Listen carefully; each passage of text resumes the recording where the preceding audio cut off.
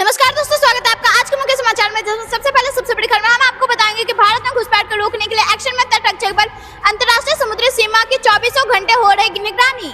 दूसरी बड़ी खबर में हम आपको बताएंगे कि भारत की आसमानी ताकत देख टेंशन में आया पाकिस्तान, S-400 से संभल कर रहने की चेतावनी, गौड़ी शाहीन हवा में हो जाएंगे ढेर। तीसरी बड़ी खबर में हम आपको बताएंगे कि भारत यूएस संबंधों को बनाने में H-1B वीजा रहा अहम, जयशंकर बोले मुश्किल होने जा रहे हालात।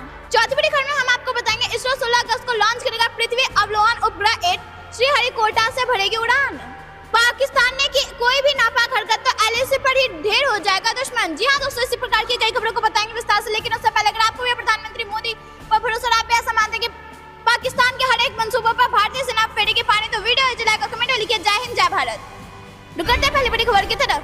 भारत में घुसपैठ को रोकने के लिए एक्शन में तटरक्षक बल अंतर्राष्ट्रीय समुद्री सीमा की 24 घंटे हो रही निगरानी। जी हाँ दोस्तों, हम आपको बता दें कि बांग्लादेश में पूर्व प्रधानमंत्री शेख हसीना के इस्तीफे देने और नोबेल पुरस्कार विजेता मोहम्मद यूनुस के अंतरिम सरकार के प्रमुख के रूप में शपथ लेने के बाद भी हिंसक प्रदर्शन, अराजकता और उपद्रव नहीं थम रहा। वहीं पड़ोसी देश में जारी हिंसक प्रदर्शन से सहमे कई लोग भारत में अवैध तरीके से घुसने के फिराक में। हालांकि बांग्लादेश के मौजूदा हालत को देखते हुए अंतर्राष्ट्रीय सीमा पर हाई अलर्ट जारी किया गया है। वहीं भारत बांग्लादेश सीमा पर BSF के बाद अब भारतीय तटरक्षक बल भी एक्शन मोड में है। भारतीय तटरक्षक बल के उप महानिदेशक अनुपम राय ने बताया कि भारत में किसी भी तरह की घुसपैठ को रोकने के लिए अंतर्राष्ट्रीय समुद्री सीमा रेखा पर सुरक्षा बढ़ा दी गई है। उन्होंने कहा कि अंतर्राष्ट्रीय समुद्री सीमा रेखा की निगरानी के लिए 2 से 3 जहाज तैनात किए गए हैं। उन्होंने बताया कि तटरक्षक बल के तटीय निगरानी रडार 24 घंटे सुंदरबन, हल्दिया, पारदीप और गोपालपुर में लगातार निगरानी कर रहे हैं। हालांकि अभी तक कोई अवैध गतिविधि नहीं दिखाई दी गई है। दोस्तों, आप ऐसा मानते हैं कि भारतीय सेना के नेतृत्व में भारत में घुसपैठ करने की हर कोशिश होगी फेल, तो वीडियो लाइक और कमेंट अपनी राय जरूर बताइए। अगली बड़ी खबर की तरफ। भारत की आसमानी ताकत देख टेंशन में आया पाकिस्तान, S-400 से संभल कर रहने की चेतावनी, गौड़ी शाहीन हवा में हो जाएंगे ढेर। जी हाँ दोस्तों, हम आपको बता दें कि पाकिस्तान के think tank institute of strategic studies में भारत की बढ़ती मिसाइल क्षमताओं को लेकर चिंता जताई है। इसमें कहा गया है कि ये क्षेत्रीय स्थिरता और पाकिस्तान के परमाणु प्रतिरोधक क्षमता के लिए महत्वपूर्ण खतरा पैदा करती है। रिपोर्ट में इस बात पर प्रकाश डाला गया कि पाकिस्तान और चीन के साथ सीमा पर भारत के ओर से S-400 की तैनाती चिंता की बात है। इसमें कहा गया है कि S-400 पाकिस्तान के 600 किलोमीटर अंदर तक की वस्तुओं को पता लगाने की क्षमता रखता है। इसमें कहा गया है कि पाकिस्तान को अपनी सुरक्षा बढ़ानी चाहिए। रिपोर्ट में कहा गया कि भारत की ओर से लंबी दूरी वाले उन्नत रडार का डेवलपमेंट स्थिति को पाकिस्तान के लिए और भी गंभीर बना रहा है। यह पाकिस्तान की गौड़ी और शाहीन मिसाइलों का पता लगा सकते हैं। रिपोर्ट में S-400 को लेकर चिंता जताते हुए कहा गया कि हाल ही में भारतीय वायुसेना ने S-400 सतह से हवा में मार करने वाली रक्षा प्रणाली का परीक्षण करने के लिए एक सैन्य अभ्यास किया, जिसमें दुश्मन के 80% लड़ाकू विमान को मार गिराया गया और बाकी को पीछे हटने के लिए मजबूर कर दिया गया। दोस्तों, अगर आप यह मानते हैं कि भारतीय सेना की बढ़ती ताकत चीन और पाकिस्तान के छूटेंगे पसीने, तो वीडियो लाइक और कमेंट अपनी राय जरूर बताइए। अगली बड़ी खबर की तरफ। भारतीय संबंधों को बनाने में H-1B वीजा रहा अहम, जयशंकर बोले मुश्किल होने जा रहे हालात।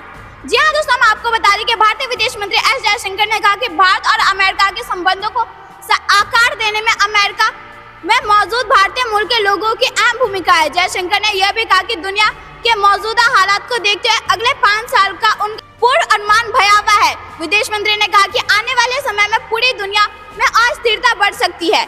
नई दिल्ली में आयोजित एक कार्यक्रम के दौरान विदेश मंत्री S जयशंकर ने कहा कि शीत युद्ध की समाप्ति के साथ ही H-1B वीजा भारत अमेरिका की संबंधों को मजबूत करने में अहम भूमिका निभाई है। जयशंकर ने अपनी बात को समझाते हुए कहा कि जब पंडित जवाहरलाल नेहरू पहली बार अमेरिका दौरे पर गए थे तो उस वक्त अमेरिका में 3000 भारतीय मूल के लोग थे। जब इंदिरा गांधी पहली बार अमेरिका गई तो वहाँ 30,000 भारतीय मूल के लोग थे। जब राजीव गांधी गए तो अमेरिका में 3 लाख भारतीय मूल के लोग थे और जब प्रधानमंत्री नरेंद्र मोदी गए तो यह संख्या बढ़कर 33 लाख से ज्यादा हो चुकी है। विदेश मंत्री ने कहा कि अमेरिका में भारतीय मूल के लोगों ने अपनी मेहनत, स्किल और प्रतिभा के दम पर अमेरिकी समाज में अपनी जगह बनाई है।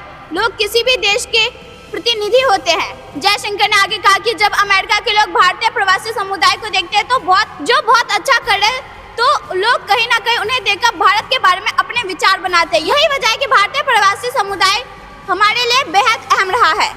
अगली बड़ी खबर की तरफ। इसरो 16 अगस्त को लॉन्च करेगा पृथ्वी अवलोकन उपग्रह 8, श्रीहरिकोटा से भरेगा उड़ान। जी हाँ दोस्तों, हम आपको बता दें कि इसरो ने सोमवार को कहा कि पृथ्वी अवलोकन उपग्रह 8 को 16 अगस्त को लॉन्च किया जाएगा। इसे लघु उपग्रह प्रक्षेपण यान D3 की उड़ान के जरिए श्रीहरिकोटा के सतीश धवन अंतरिक्ष केंद्र से प्रक्षेपित किया जाएगा। पहले बताया गया था कि प्रक्षेपण 15 अगस्त को होगा। देरी का कारण नहीं बताया गया है। भारतीय अंतरिक्ष अनुसंधान संगठन यानी कि इसरो ने एक्स पर पोस्ट किया कि SSLV D3 EOS 08 mission SSLV की उड़ान का प्रक्षेपण 16 अगस्त को होने वाला है। EOS 08 मिशन के उद्देश्यों में माइक्रो सैटेलाइट का डिजाइन और विकसित करना शामिल है। EOS 08 पेलोड ले जाएगा। इनमें electro optical infrared payload, global navigation satellite system, reflective system, रिफ्लेक्ट्रो पेलोड और CICUV 200 मीटर शामिल है। दोस्तों, अगर आप ऐसा मानते हैं कि इसरो जल्द बनने वाला है अंतरिक्ष में सुपर पावर, तो वीडियो लाइक कमेंट अपनी राय जरूर बताइए। अगली बड़ी खबर की तरफ। सेना के जवान, ड्रोन और ड्रग्स, पाकिस्तान की कोई भी नापाक हरकत तो LOC पर ही ढेर होगा दुश्मन। जी हाँ दोस्तों, हम आपको बता दें कि स्वतंत्रता दिवस के आसपास आशंका है कि पाकिस्तान नियंत्रण रेखा यानी कि LOC से घुसपैठ की सोजिश। जी हाँ दोस्तों, हम आपको बता दें कि स्वतंत्रता दिवस के आसपास आशंका है कि पाकिस्तान नियंत्रण रेखा यानी कि LOC से घुसपैठ की साजिश रच सकता है। बार उसकी कोई भी हिमाकत उस पर भारी पड़ सकती है। चप्पे चप्पे पर सेना के जवान चौकस है और हर पुल दुश्मन की गतिविधियों पर नजर गड़ाए हैं। इसके साथ ही घुसपैठ के रास्तों पर भी निगरानी बढ़ा दी गई है। एक सैन्य अधिकारी ने बताया कि दुश्मन के स्नाइपर से बचते हुए जवान लगातार नियंत्रण रेखा पर गश्त कर रहे हैं। संघर्ष विराम होने के कारण पाकिस्तान के स्नाइपर भी कोई हरकत कर सकते हैं। ऐसे में उनसे अलर्ट रहते हुए लगातार कड़ी निगरानी कर रहे हैं। इसके साथ LOC पर ड्रोन, खोजी कुत्ते के साथ साथ जवान लगातार आतंकियों के रूट पर नजर रखे हुए और उसमें तलाशी अभियान भी चलाया जा रहा है। उन्होंने आश्वस्त किया कि सेना के जवान पूरी रखवाली कर रहे हैं। सीमा पर चौकसी इस तरह की है कि कोई भी परिंदा भी पर नहीं मार सकता। अगर कोई आतंकी भारतीय क्षेत्र में दाखिल होने का प्रयास करेगा तो वो वही ढेर हो जाएगा। दोस्तों, अगर आप ऐसा मानते हैं कि भारतीय सेना करेगी पाकिस्तान के हर एक मंसूबे फेल, तो वीडियो लाइक और कमेंट अपनी राय जरूर बताइए। अगली बड़ी खबर की तरफ।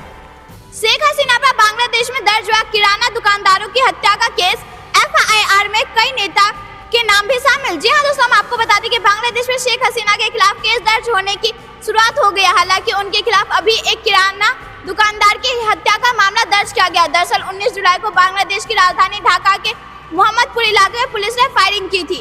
ढाका ट्रिब्यून की रिपोर्ट के मुताबिक गोलीबारी में मोहम्मदपुर के किराना दुकान मालिक अबू सईद की मौत हो गई थी।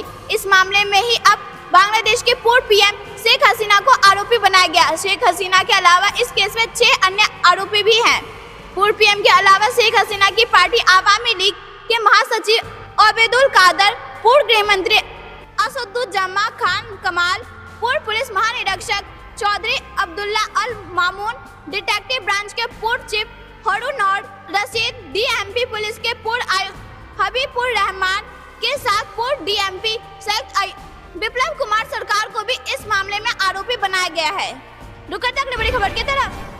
नीतीश सरकार वक्फ की जमीन पर बनाएगी 21 नए मदरसे। जी हाँ दोस्तों, हम आपको बता दें कि बिहार की नीतीश कुमार सरकार ने वक्फ की 21 जमीन पर वक्फ की जमीन पर 21 नए मदरसे बनाने का ऐलान किया है। JDU के सीनियर लीडर और बिहार सरकार के अल्पसंख्यक कल्याण मंत्री जमा खान ने कहा कि अल्पसंख्यक समाज की राजनीति करने वाले लोग सिर्फ वोट बैंक की राजनीति करते हैं। आज नीतीश कुमार के नेतृत्व में हर समाज का विकास हुआ है और आगे भी होता रहेगा। उन्होंने कहा कि नए मदरसे में लोगों की शिक्षा की बेहतर व्यवस्था होगी और नए सिरे से शिक्षकों की नियुक्ति की जाएगी। पिछले दिनों JDU नेता और केंद्रीय मंत्री राजीव रंजन सिंह यानी कि ललन सिंह ने वक्फ बिल पर विपक्ष के तमाम आशंकाओं को खारिज करते हुए केंद्र का समर्थन किया। उन्होंने कहा कि कई माननीय सदस्यों की बात सुनी। JDU यहाँ एक पार्टी है। कई माननीय सदस्यों की बात सुनने से ऐसा लग रहा है जैसे ये संशोधन लाया गया है वक्फ बोर्ड के कानून में मुसलमान विरोधी है। कहाँ से मुस्लिम विरोधी है?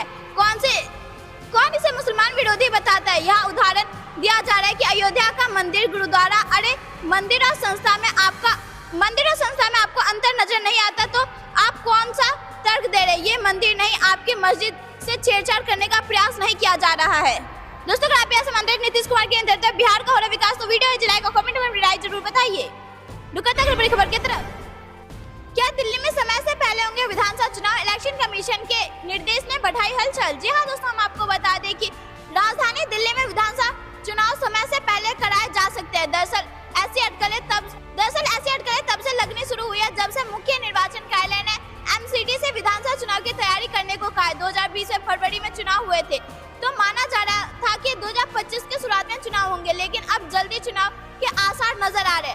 एक रिपोर्ट के मुताबिक दिल्ली के मुख्य निर्वाचन कार्यालय ने एमसीडी के विधानसभा चुनाव के लिए नोएडा अधिकारी नियुक्त करने को कहा है। ऐसी भी जानकारी सामने आ रही है कि कर्मचारियों की चुनाव संबंधी ट्रेनिंग देने के निर्देश भी दिए गए, जिसका पालन करते ट्रेनिंग शुरू भी कर दी गई है।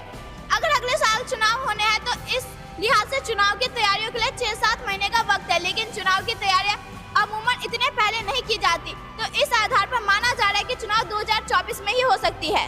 दोस्तों आपको क्या कुछ लगता है कमेंट में जरूर बताएं और वीडियो को लाइक। रुकते हैं बड़ी खबर की तरफ। मुख्यमंत्री योगी का सपा कांग्रेस पर हमला, बोले खटाखट करने वाले गायब हो गए, सीजन आएगा तो लौटेंगे। जी हाँ दोस्तों, हम आपको बता दें कि मुख्यमंत्री योगी आदित्यनाथ ने कहा कि अधीनस्थ सेवा चयन आयोग ने पूरी निष्पक्षता से चयन किया है। अब बिना किसी सिफारिश के नियुक्ति पत्र मिल रहा है। यह वही प्रदेश है जहाँ पहले दंगे होते थे। यहाँ पहले ना बेटी सुरक्षित थी और ना व्यापारी। पहले युवाओं के सामने पहचान का संकट था। ये संकट वही लोग पैदा करते थे जो आज फिर आपको बहकाने के लिए आए थे। उन्होंने सपा कांग्रेस पर निशाना साधते हुए कहा कि यही खटाखट है, अब वो गायब हो गए, जबकि सीजन आएगा तो फिर लौटेंगे। मुख्यमंत्री योगी आदित्यनाथ ने अधीनस्थ सेवा चयन आयोग के अभ्यर्थियों को नियुक्ति पत्र वितरण समारोह में बोल रहे थे। मुख्यमंत्री योगी ने कहा कि आज मैं दावे से कह रहा हूँ कि उत्तर प्रदेश आज सबसे अच्छे ग्रोथ वाले राज्य है। अब युवाओं के सामने पहचान की संकट नहीं है। आप कहीं जाते हैं तो शक की निगाह से नहीं, सम्मान की निगाह से देखा जाता है। इसके लिए जनता को भी बधाई। 2017 से पहले कहीं जाने पर कमरा नहीं मिलता था, अब यूपी का नाम बोलने पर सम्मान मिलता है। दोस्तों अगर आप सीएम योगी की बात से सहमत है तो वीडियो लाइक और कमेंट अपनी राय जरूर बताइए। बड़ी खबर की तरफ।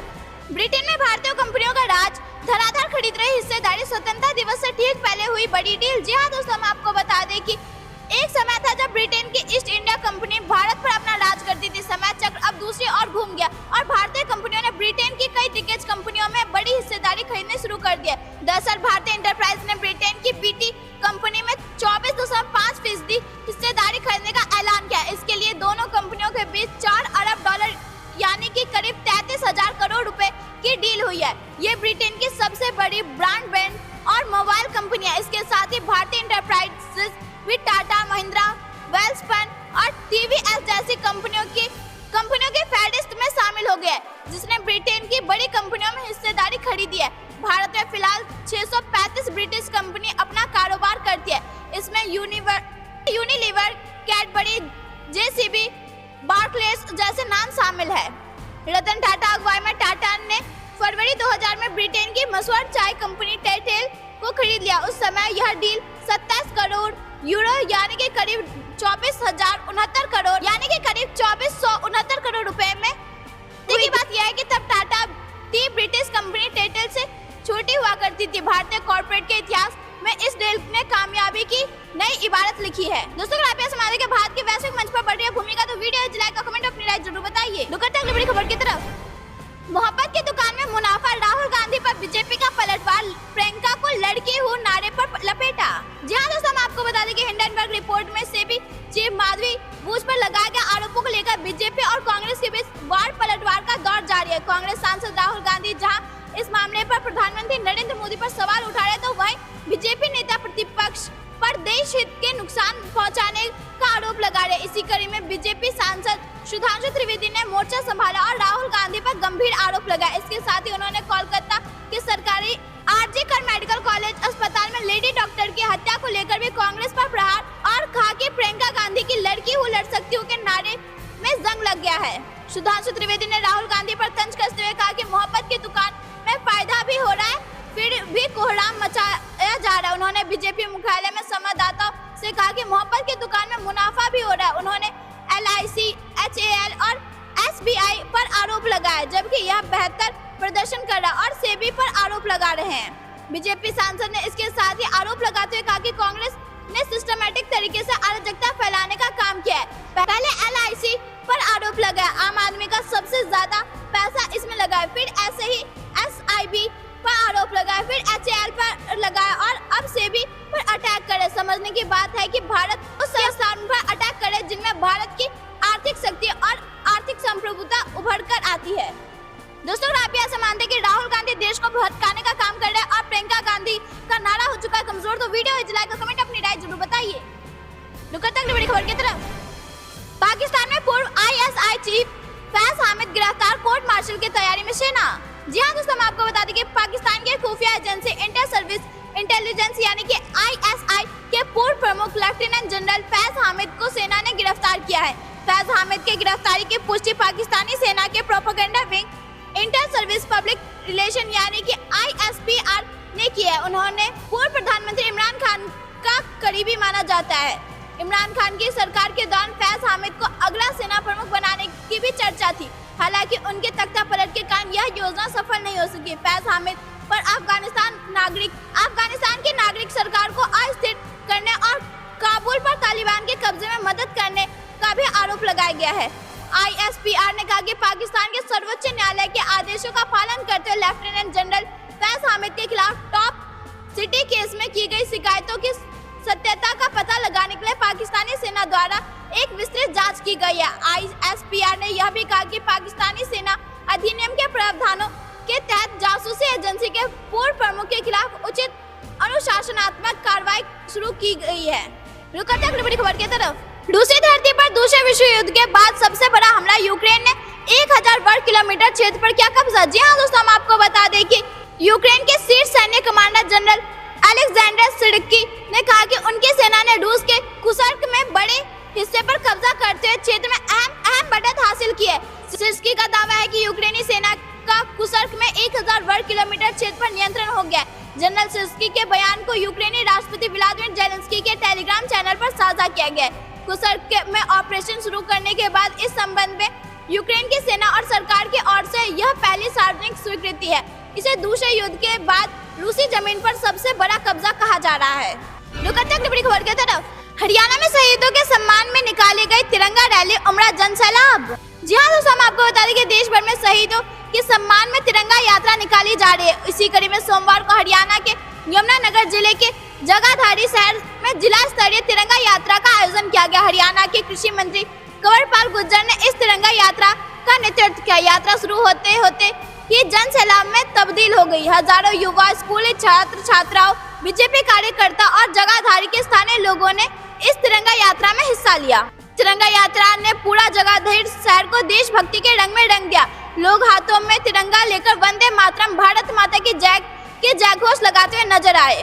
बड़ी खबर की तरफ, PM सूर्यघर मुफ्त बिजली योजना के लिए सरकार ने उठाया कदम, मॉडल शोर गांव के लिए दिशा निर्देश हुए जारी। जी हाँ दोस्तों, हम आपको बता दें कि सरकार ने इस साल जनवरी में PM सूर्यघर मुफ्त बिजली योजना शुरू की थी। इस योजना का उद्देश्य सोलर एनर्जी को बढ़ावा देना था। इसमें सोलर पैनल लगाने के लिए सरकारी सब्सिडी देती है, सभी गाँव तक योजना की पहुँच हो। इसके लिए मॉडल सौर गाँव क्रियान्वयन को भी योजना में शामिल किया गया। 12 अगस्त 2024 को सरकार ने PM सूर्यघर मुफ्त बिजली योजना के तहत मॉडल सौर गाँव के क्रियान्वयन के लिए परिचालन दिशा निर्देश जारी किए। बड़ी खबर की तरफ, लड़की बहन योजना से बैकफुट पर विपक्ष, महाराष्ट्र के CM एकनाथ शिंदे बोले महायुति के लिए MPA कोई चुनौती नहीं। जी हाँ दोस्तों, हम आपको बता दें कि महाराष्ट्र के मुख्यमंत्री एकनाथ शिंदे ने मुंबई तक बैठक कार्यक्रम में अपनी सरकार को विभिन्न योजनाओं पर बात की। उन्होंने बताया कि लड़की बहन योजना पर पिछले 10 महीने में काम चल रहा था। यह चुनाव को देखकर लिया गया फैसला नहीं है। महाराष्ट्र की मेरी बहनों के लिए 1500 रुपए प्रति माह का आर्थिक सहयोग बहुत बड़ा सहारा होगा। विपक्ष महा विकास आघाड़ी के नेताओं द्वारा इस योजना को चुनावी हथकंडा बताने पर एकनाथ शिंदे ने कहा कि जो लोग सोने का चम्मच लेकर पैदा हुए वे क्या जानेंगे। लड़की बहन योजना ने विरोधियों के पेट में दर्द पैदा कर दिया। महाराष्ट्र की मेरी प्यारी बहनों को सौतेले भाइयों से सावधान रहना चाहिए। महागठबंधन की महायुति को कोई चुनौती नहीं है। दोस्तों, अगर आप यह मानते कि लड़की बहन योजना से बैकफुट पर है विपक्ष, तो वीडियो लाइक और कमेंट अपनी राय जरूर बताइए। बड़ी खबर की तरफ, बाबा रामदेव और आचार्य बालकृष्ण को सुप्रीम कोर्ट से बड़ी राहत, पतंजलि एड केस में माफीनामा स्वीकार, बंद हुई अब मानना केस। जी हाँ दोस्तों, हम आपको बता दें कि सुप्रीम कोर्ट ने मंगलवार यानी 13 अगस्त 2024 को योग गुरु बाबा रामदेव और आचार्य बालकृष्ण के खिलाफ चल रहे अब मानना का मुकदमा बंद कर दिया। उच्चतम न्यायालय से रामदेव और बालकृष्ण को यह राहत लिखित में माफी मांगने के बाद मिली है। इस माफी में कहा गया है कि आगे से पतंजलि के उत्पादों को लेकर भ्रामक दावे और मिसलीडिंग विज्ञापन नहीं किया जाएंगे। हम आपको बता दें कि सुप्रीम कोर्ट ने भ्रामक विज्ञापन मामले में 14 मई को पतंजलि आयुर्वेद लिमिटेड, योग गुरु बाबा रामदेव और उनके सहयोगी बालकृष्ण पर अपना आदेश सुरक्षित रख लिया था। जस्टिस हेमा कोहली और जस्टिस अशुद्दीन अमानुल्लाह की बेंच ने ओपन कोर्ट में यह फैसला सुनाया। बाबा रामदेव और आचार्य बालकृष्ण के खिलाफ अवमानना का केस बंद करने के दौरान कोर्ट ने कहा कि कोर्ट दोनों के द्वारा दिए गए बिना किसी शर्त माफीनामा को स्वीकार कर दिया। कोर्ट ने दोनों को भविष्य में अदालत का उल्लंघन न करने की चेतावनी भी दी। रुकते तक बड़ी खबर की तरफ। ओलंपिक पदक वीडियो से मुलाकात करेंगे प्रधानमंत्री मोदी। 15 अगस्त की तारीख तय। जी हाँ दोस्तों, हम आपको बता दें कि पेरिस ओलंपिक 2024 के बाद अब भारतीय पद वीडियो। रुकते तक बड़ी खबर की तरफ। कौन बनेगा बीजेपी का नया अध्यक्ष? राजनाथ सिंह के घर पर संघ की 5 घंटे चली बैठक, जेपी नड्डा को लेकर आया अपडेट। रुकते तक बड़ी खबर की तरफ। विनेश फोगाट बीजेपी से लड़ सकते हैं चुनाव, हरियाणा भाजपा अध्यक्ष ने दे दिया बड़ा बयान। दोस्तों, ये थी दिन भर की सारी जरूरी और बड़ी खबरें। अंत तक बने रहने के लिए बहुत बहुत धन्यवाद। अगर आप भी प्रधानमंत्री मोदी का करते समर्थन तो वीडियो को लाइक करके, चैनल को सब्सक्राइब करके कमेंट में लिखिए जय हिंद जय भारत।